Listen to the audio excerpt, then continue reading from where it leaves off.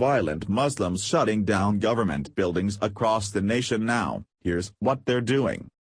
As the country was just hearing about what appears to be a terror attack in Flint, Michigan at the local airport there, we are now getting word that an urgent order to shut down several government buildings in multiple U.S. cities is underway.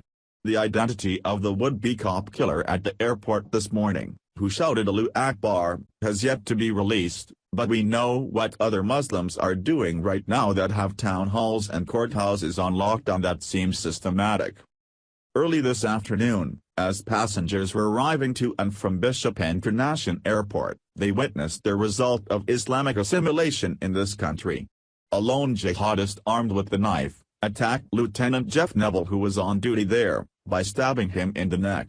Neville is in critical condition and the unnamed attack is in police custody, but he's not the only one who's been inspired by recent terrorist attacks that have taken place in the United Kingdom. Muslims seem to be ending their celebratory month of Ramadan with a bloody bang. The City Hall in Flint immediately increased their security the second word of attack took place. This was a matter of precaution, but happened not long after a courthouse in Wisconsin was shut down for an eerily similar reason. The terrifying details of what happened inside the courthouse on June 15 went strangely unreported by mainstream media, and it's now clear as to why. Authorities were called to the courthouse last Thursday, just before 11 a.m. local time, after a man later identified as 32-year-old Mohammed Hamdan. The enraged Muslim man began yelling, "I'm going to kill you all. Allah. Bomb," along with other terroristic threats. Fox 6 now reports.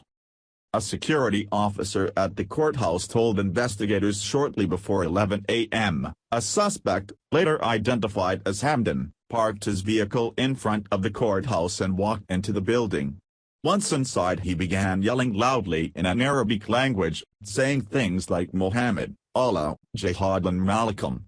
He asked where are the marshals? When asked where he needed to be, he said I am a marshal. When asked for identification, he began yelling Jihad and Malcolm. When he suddenly placed his right hand into his pocket, he caused security to fear for their immediate safety, the complaint says. He was approached by a courthouse security officer who demanded he back up and exit the building, and U.S. Marshals were contacted for assistance. Despite the intensity of the moment and the fear in everyone there, the brave marshal attempted to subdue the man and find out if he had any business at the courthouse. Hamdan only replied ignorantly by calling the marshal the N-word before he was escorted out to the front steps of the building that went on lockdown behind him. While outside, the incensed Muslim assailant began pacing back and forth, yelling in a rambled mix of Arabic and English. The court-martial treated the Muslim with respect he didn't deserve and still got called racist epithets, yet the left is not incensed about this. It's a double negative for their narrative by proving that this man is a terrorist and a racist, two things that don't fall into the peace-loving category of his religion. Fox 6 has more on the horrifying details of this otherwise ignored day. The complaint says Hamdan was told to leave multiple times, told he would be arrested if he refused. He eventually went to his van, and with the driver's side window down, he continued to yell in another language with English words interspersed, specifically yelling expletive, "You. I'm gonna kill you all. Allah. Bomb."